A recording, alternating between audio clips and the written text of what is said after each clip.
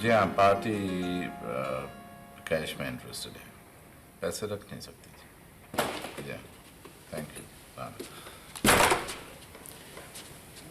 हफीज साहब, आप मुझे इस कारोबार से इतनी आसानी से ना तो बेदखल कर सकते हैं ना अलग कर सकते हैं। माना ये दुकान आपकी है, लेकिन स्टैम्प पेपर पर लिखत पढ़त मौजूद है। मैं न तो बददियानत हूँ और न खाइन। लिखत पढ़त अगर मौजूद न भी होती तो मैं अपनी ज़ुबान का पास रखता। तुम अगर यहाँ बैठना चाहो तो मुझे इसकी कीमत दे दो, मैं अलग हो जाता हूँ। और अगर नहीं तो तुम अपनी डिमांड बताओ, लेकिन डिमांड जायज़ होनी चाहिए, इज्जत की कीमत नहीं। ठीक है, फिर मैं भी देखूंगा।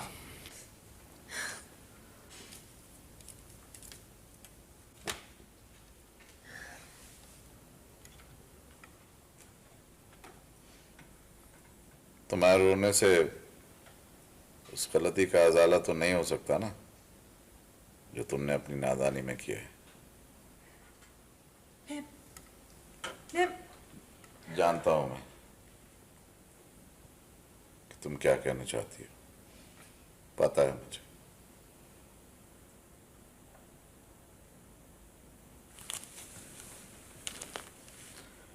मैं जानता हूं कि तुम्हें अपनी गलती पर शर्मिंदगी का एहसास है।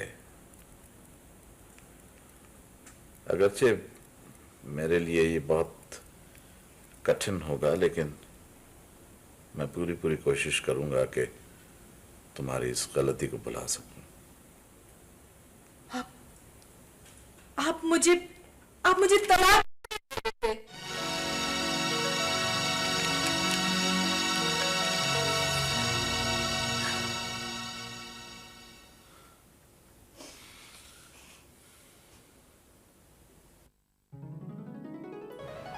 क्या सोच रहे हो? सोच रहा हूँ चलता हुआ कारोबार है, अलग होना पड़ा तो फिर नए सिरे से जद्दोजहद करना पड़ेगी। फिक्र नहीं करो, अल्लाह ने चाहा तो कुछ ना कुछ बंदोबस्त तो हो ही जाएगा। कैसे फिक्र ना करूं? पाप थोड़ी बैठा है मेरा सर पर। बाबा, अल्लाह पर भरोसा रखो। अम्मा कहा करती थी, हुस्ना, खुदा का वास्ता है तुम्हें, हर वक्त ना अपनी अम्मा की कहावतों का जिक्र किया करो।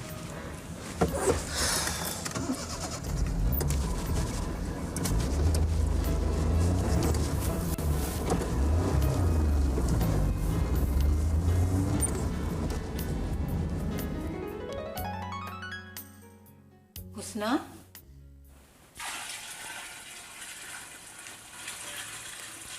बुआ नजर अब। हुस्ना, अरे बिटिया, अकल के नाखून में। मुझे पूरी अकल है। अकल होती ना तब तक उसे छोड़ चुकी होती और दोबारा उस धोखेबाज की सूरत ना देखती। वो धोखेबाज नहीं है। धोखा है, तेरी तो अकल पर पत्थर पड़ चुके हैं। बेटा देख, अल्लाह ने तुझे शरीफ मर्द दिया है, अच्छा घराना दिया है, ऐश आराम दिया है, कदर कर बिटिया, कदर कर इसकी। पता नहीं हफीज अहमद ने तुम पर क्या जादू फूंक दिया जो हर वक्त तुम उसी के कसीदे पढ़ती रहती हो। ना जादू ना टोना, असील हूँ, गैरतमंद हूँ। उस दिन हफीज की बातें ऐसी दिल को लगें कि अब तो उससे नजरें मिलाते हुए मुझे शर्म आती है। अरे वो शरीफ है, अगर होता ना कोई इसकी तेरा दूसरा लुच्चा लफंगा तो तेरा तिया पांचा। हुस्ना का तिया पांचा करना कोई इतना आसान काम नहीं है। भाई हफीज। हाँ जी। कारवाली का दिल आ गया है जी 11-12 नंबर वाले मकान पे। अच्छा। आप जी बिस्मिल्लाह करके ये 1 लाख रुपया पार्टी को एडवांस करें और सौदा पक्का करें। अच्छा, लेकिन ये काम तो अब कल ही होगा। कल ही हो सकेगा? ओह, भावे कल हो गए या परसों, क्यों पुत्र? ठीक है बाजी। मेरा मतबल है सौदा पक्का हो जाए। ये रखें आप अपने पास। ठीक है, इंशाल्लाह अज़ीज़, इंशाल्लाह हो जाएगा। इंशाल्लाह। हुस्ना, हुस्ना, उठो बेटा, बहुत देर होगी, उठो हुस्ना। क्या बुआ, सोने भी तो सोने नहीं देती। अरे क्या हो गया? तुमने तो तड़के उठना, नमाज पढ़ना सब कुछ छोड़ दिया है। उठो।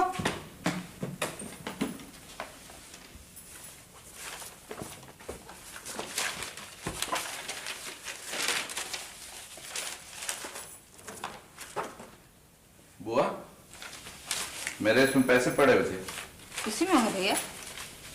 नहीं है तभी तो पूछ रहा हूँ। नहीं है?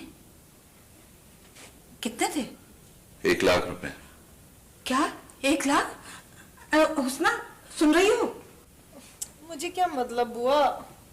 ए भैया, मुझसे तो तुम चाहे जिसकी कसम ले लो, मैंने तो अगर इसे हाथ भी लगाया ना तो खुदा की मार हो मुझ पे। ए भाई, मैंने तो देखा भी नहीं, अगर मैंने इसे देखा तो मेरे दीदे फूट जाएं।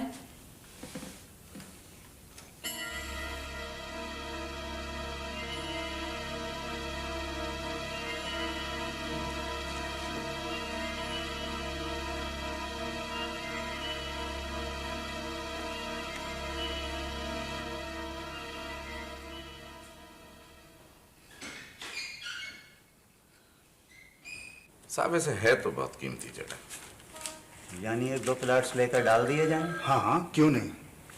हाँ देख लें, अगर आप मुनासिब लगता है तो आप कर लें। हेलो जी जी साहब जी, आपके तरफ से। हेलो। हाँ नहीं हुआ क्या? अच्छा मैं अभी पहुंच रहा हूँ। देखिए मुझे जरा इमरजेंसी हो गई, आप तशरीफ रखें या फिर कल बात कर लेंगे। ठीक है, आप तशरीफ। Thank you.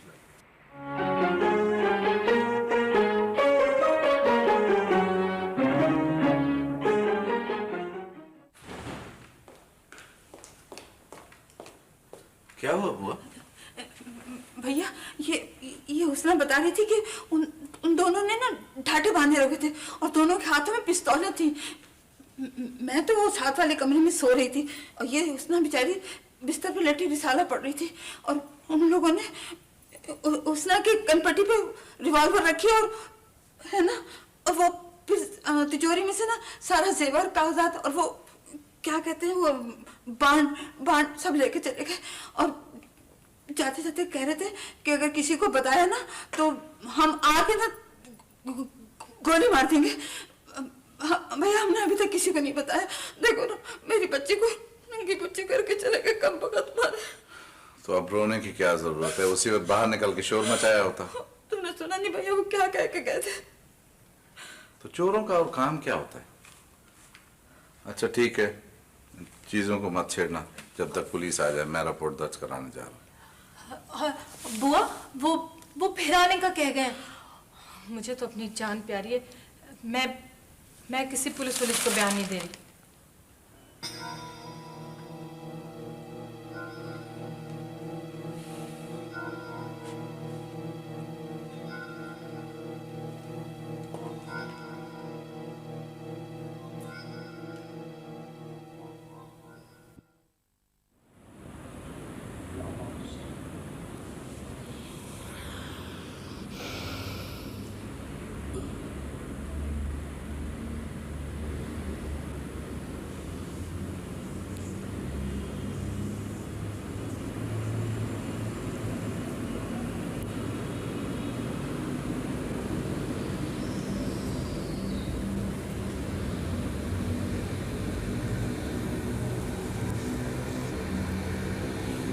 आप कुछ परेशान मालूम होते हैं,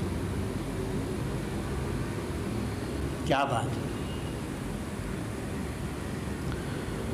कुछ नहीं। कुछ तो है।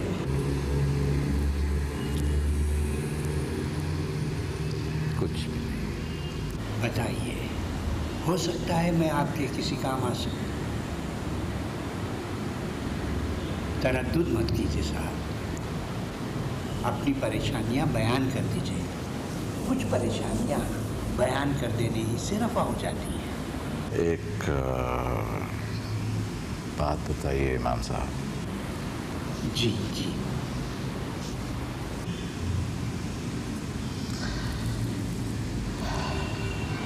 अगर किसी शख्स की बीवी आप मुझ पर एतमाद करके पूरी बात बताइए। इमाम साहब, अगर किसी शख्स की बीवी बेवफाई की मर्तकब हो और अपने शौहर के सामने किसी गैर मर्द के साथ वाबस्तगी का एतराफ़ करते हुए तलाक मांगे तो तौबा तौबा, अस्तगफिरुल्लाह। अल्लाह रब्बुल इज़्ज़त हर औरत को इस बेरहमी की फितने से बचाए, महफूज रखे। अगर आप बुरा ख्याल ना फरमाएं तो एक बात कहूँ। जी। आपकी परेशानी गवाही दे रही है कि ये मसला आपके किसी इंतहाई करीबी अक़रबा में से किसी का है। जी इमाम साहब, बस यही समझिए। देखिए साहब, ऐसी औरतों पर अल्लाह रब्बुल इज़्ज़त ने बहुत लानत की है।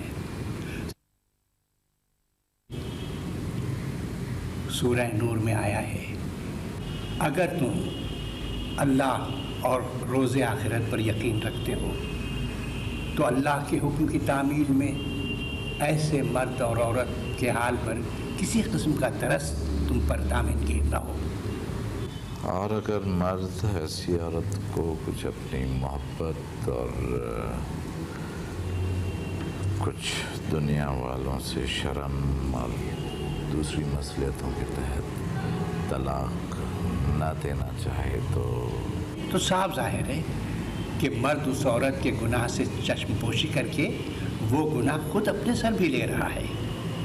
देखिए साहब, किसी औरत के किसी गैर मर्द से मरासिम, इससे बढ़कर बदअखलाक़ी क्या होगी। जिस औरत को अपनी इज्जत का पास नहीं, उस औरत का ख्याल करना या उससे हमदर्दी रखना खुद अपने आप को भी गिरा लेना है। एक बात और भी है। वो क्या है? शौहर को अगर ये ख्याल भी हो कि औरत के आगे पीछे कोई नहीं है तो फिर वो बदबख्त कहाँ जाएगी? नहीं साहब, ये सब हीला साजियाँ हैं। सर से उतरे बाद कूड़े पे जाएं या कूड़े पर। नहीं साहब, देखिए सूरह निसा के 19वें रुकू में अल्लाह रब्बुल इज़्ज़त ने वाज़े तौर पर फरमा दिया है कि एक दूसरे से जुदा होने वाले मर्द और औरत को अल्लाह अपने ख़ज़ाने गैब से एक दूसरे से बेनियाज कर देगा। यानी मर्द और औरत में से कोई ये न समझे कि उसके बगैर दूसरे का काम अटका रहेगा। समझे आप?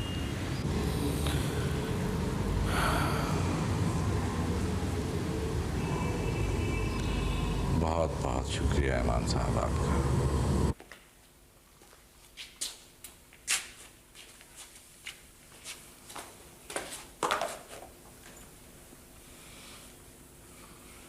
क्या बताऊं भैया कि वो कहाँ गई है। एक बात कहूं, बुरा ना मानना, ये गलती भी तुम्हारी है, बल्कि असल गलती ही तुम्हारी है। ये आग और पानी का खेल तुम्हारा खुद का शुरू कराया हुआ है। ना तुम उस जवान जहां मर्दों को अपने घर में आने की इजाजत देते, ना ये बात होती।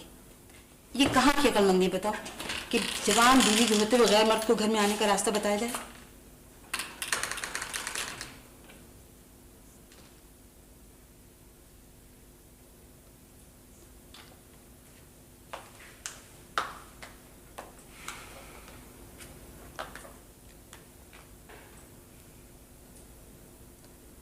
मैं सब समझती हूँ कि ये वक्त बे वक्त घर के 2-2 3-3 फेरे क्यों होते हैं। तंग आ चुकी हूँ मैं इन पैरों से।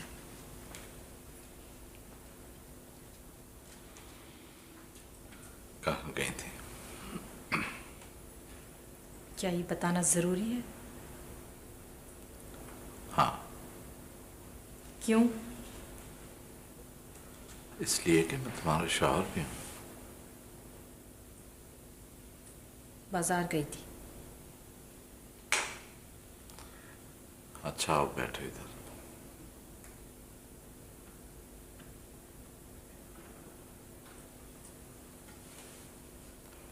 आखिर तुम चाहती क्या हो?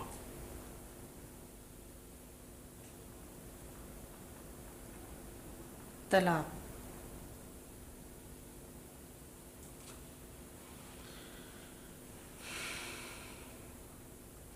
सोच लो। सोच लिया है। एक मर्तबा फिर सोच लो। 10 मर्तबा सोच लिया है।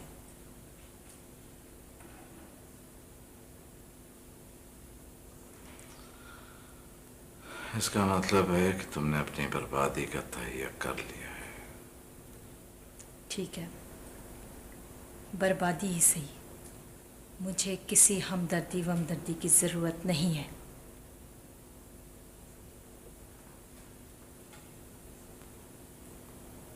मैंने तुम्हें तलाक दी। मैंने तुम्हें तलाक दी। मैंने तुम्हें तलाक दी।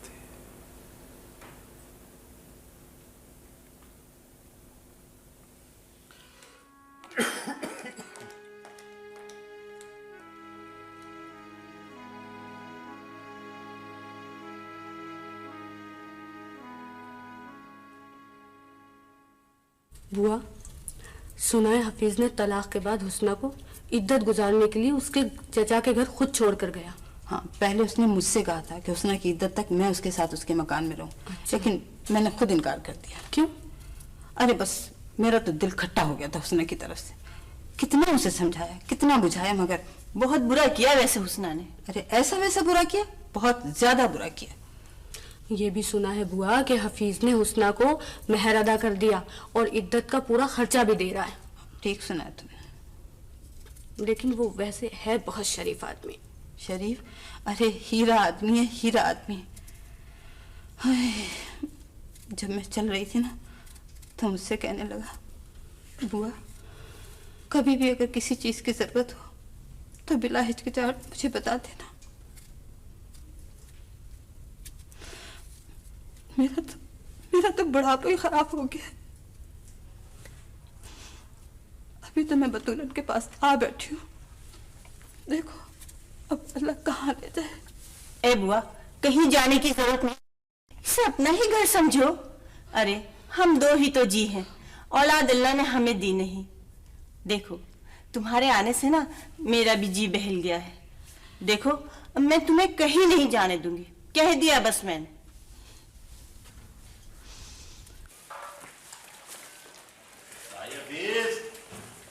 चाचा तो पीछे जाओ। भाई हफीज, खैर खैरियत तो है? अम्मा भाई हफीज सलाम अर्ज कर रही हूँ। भाई बशीर, भाई हफीज जाओ। ओ भाई बशीर 2 किलो दूध भेजियो मेरे होटल का। मौलाना बुआ, मैं इधर हूँ, यहाँ आ जाओ। सलाम अलैकुम। वालेकुम। अरे मौलाना कुंडा तो चढ़ा लिया करो, जमाना ठीक नहीं है। भाई नसीर, आप किस बात का खटका? वो बबले ने बताया था कि आप आए थे। हाँ, मैं आया था। जी छोटे बच्चे की तबीयत खराब हो गई थी, डॉक्टर से दवाई लेकर मैं घर दे आया। और सुनाओ। बस और क्या सुनाए? थोड़ी देर बैठ जाते तुम दुकान पर। नहीं, बस तुम नहीं थे तो मैं चला आया। तो शर्म आती है लोगों से, नजरें नहीं मिला सकते उनसे। अरे छोड़ो मौलाना, एਵੇਂ ही, तुम्हारा क्या कसूर?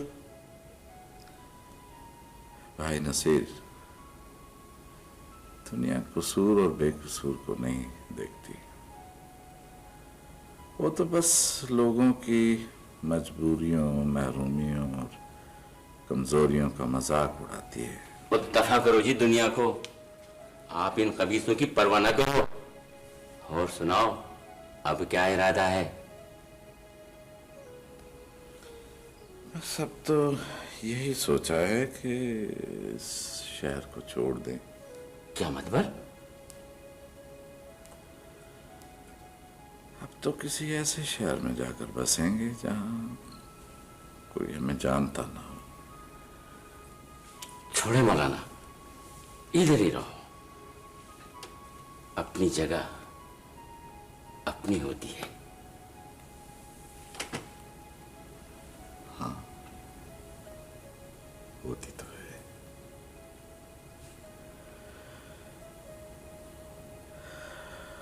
लेकिन जिस जगह पर इंसान को नजरें झुकाकर रहना पड़े, उस जगह से चले ही जाना चाहिए। अच्छा तुम बैठो, चाय पियोगे? बना दो। नहीं मौलाना, नहीं।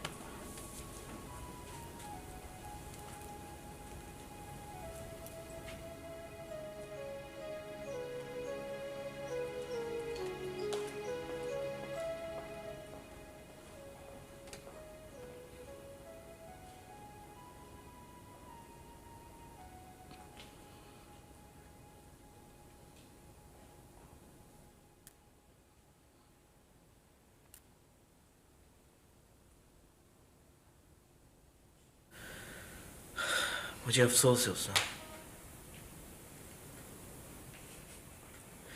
ऐसे क्या देख रही हो? तुम्हें मुझसे शादी करना होगी मुजम्मिल। मेरी मजबूरी को समझने की कोशिश करो उसना। अगर मैंने उस लड़की से शादी ना की ना, तो मेरी बहन का घर टूट जाएगा। वो मेरी बहन की सगी नंद है और 6-7 बरस से मुझसे मंसूब है। लेकिन तुमने ये बात मुझे पहले तो कभी नहीं बताई। तो क्या फर्क पड़ता है? अब बता रहा हूं। क्या फर्क पड़ता है? कितनी आसानी से तुमने कह दिया कि क्या फर्क पड़ता है। तुम्हें एहसास है कि तुमने मेरे साथ क्या किया है? प्लीज समझने की कोशिश करो। समझ चुकी हूं कि तुम धोखेबाज हो। नहीं हुस्ना, नहीं। तुम गलत समझी हो, बिल्कुल गलत समझी हो। गलत तो मैं पहले समझी थी, होश तो मुझे अब आया है। तुमने मेरे साथ बहुत बड़ा धोखा किया है। देखो हुस्ना, शादी मेरी कहीं भी हो जाए, मोहब्बत तो मुझे तुमसे है ना, और हमेशा रहेगी। मत ला अपनी जबान पर मोहब्बत का नाम, और मत सुनाओ मुझे अब मजबूरियों का सबक। मुझे अपना मकान या मकान की कीमत वापस चाहिए।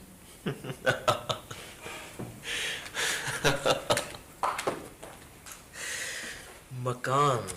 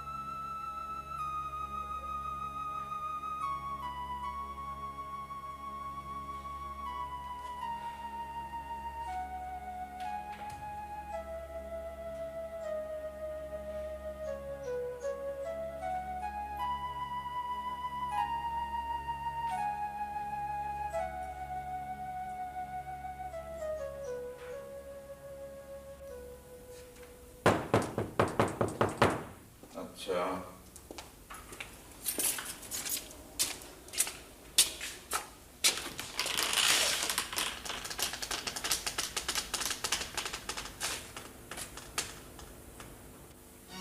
तुम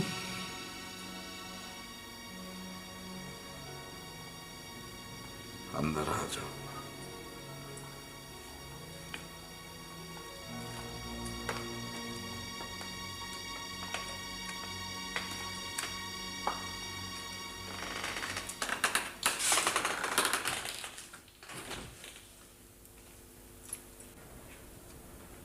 मैं अपने आंसू बुझवाने नहीं आई हूं। उसने मेरा मकान बेच दिया है। उसे तुमने अख्तियार दिया होगा तो उसने ऐसा किया है ना। वो रकम हड़प करने की कोशिश कर रहा है। क्या कहता है? वो कहता है कि कौन सी रकम, कैसी रकम? मैं तो रकम दे चुका हूं। हाँ, अगर वो यही कहता है तो फिर इसका मतलब यही है कि वो रकम हजम कर गया। लेकिन मैं उसको हरगिज ऐसा नहीं करने दूंगी। उसके अच्छों से भी रकम निकलवा लूंगी। हुस्ना, अब दावे मत करो। तुमने अपने हाथ से अपनी सारी कश्तियां जला डाली हैं। तुम हार गई हो। हाँ, हुस्ना, तुम वाकई हार गई हो। मुज़म्मिल अपनी उम्र से बहुत ज्यादा घाघ और शातिर है। वो बेहतरीन कारोबारी ज़हन रखने वाला आदमी है। ऐसे लोग न तो कभी हिसाब किताब में चूकते हैं और न ही कभी घाटे का सौदा करते हैं। वो दूसरों की पकड़ तो करते हैं लेकिन अपनी पकड़ का हर रास्ता बंद कर देते हैं। चचा के यहाँ जाओगी?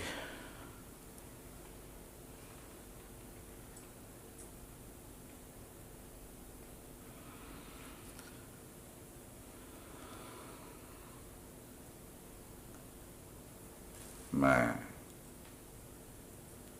पिंडी या लाहौर जाकर रहने और कारोबार करने की तैयारी कर चुका था।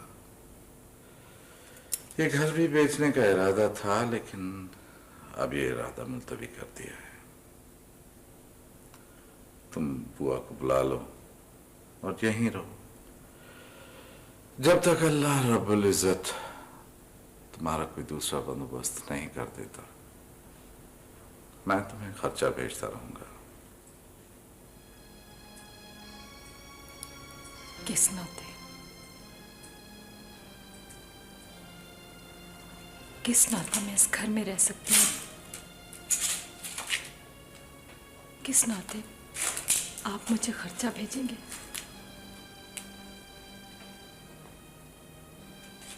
अपने पैरों पे कुल्हाड़ी मारने वालों को बैसाखियां नहीं मिलनी चाहिए।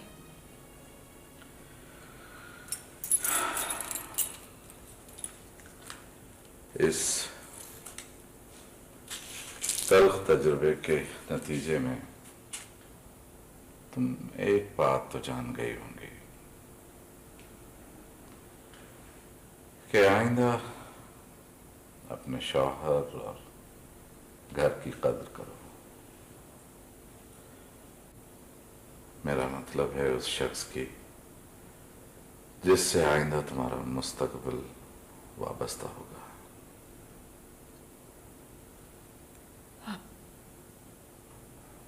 आप इंसान हैं या फरिश्ता?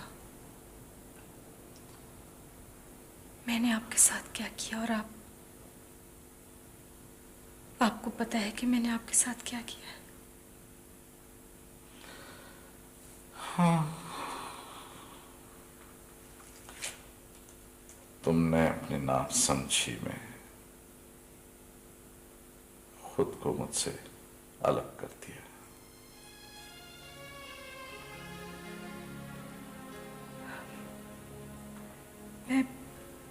मैं बहुत जलील और बहुत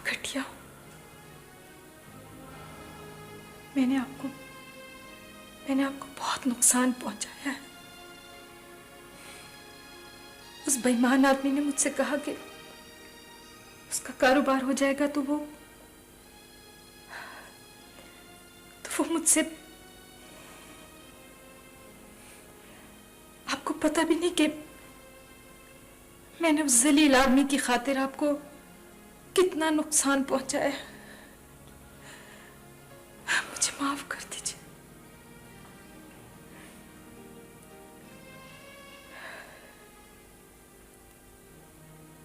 वो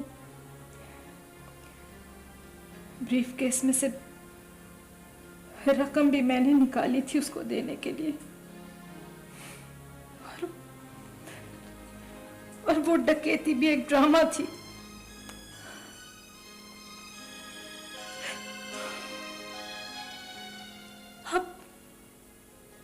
आप चुप क्यों है? आपको गुस्सा नहीं आ रहा मुझ पे? मार डालना चाह रहा आपका? मुझसे नफरत महसूस नहीं हो रही?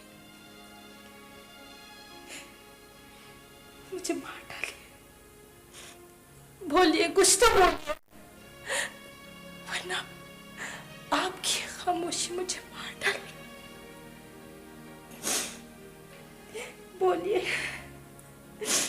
मुझे मारिए, मुझे कत्ल कर, मेरे टुकड़े टुकड़े कर छील कर वो को मुझे आधा जमीन में गाड़ दीजिए,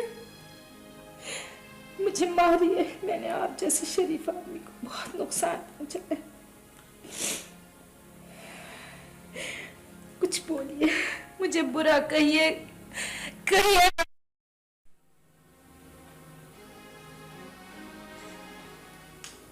हुस्ना, एतराफ जुर्म बजाते खुद सजा होती है।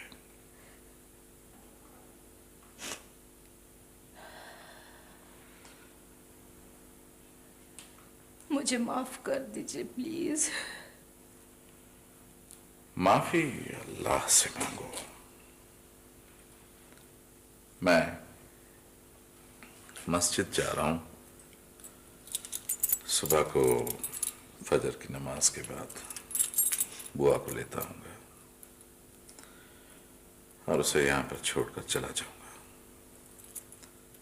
मैं दरवाजा बाहर से बंद कर देता हूं।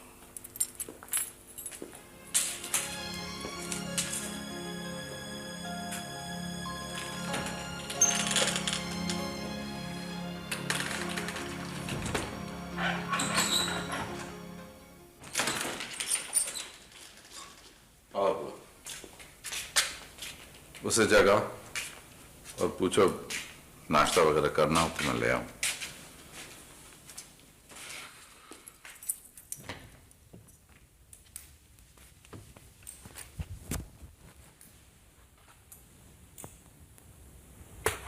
हुस्ना, हुस्ना, हुस्ना,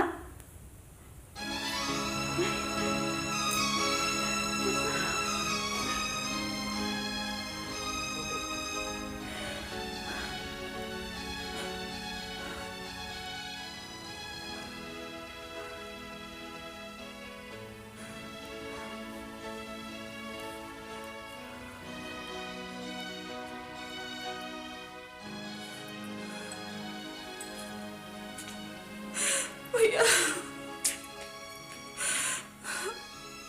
भैया, सब कुछ खत्म हो गया भैया, सब कुछ खत्म हो गया।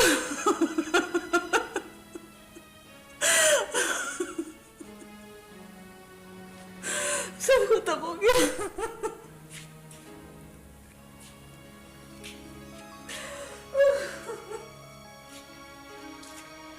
आदम और हवा की कहानी बड़ी खूबसूरत थी। काश शैतान बीच में ना आता।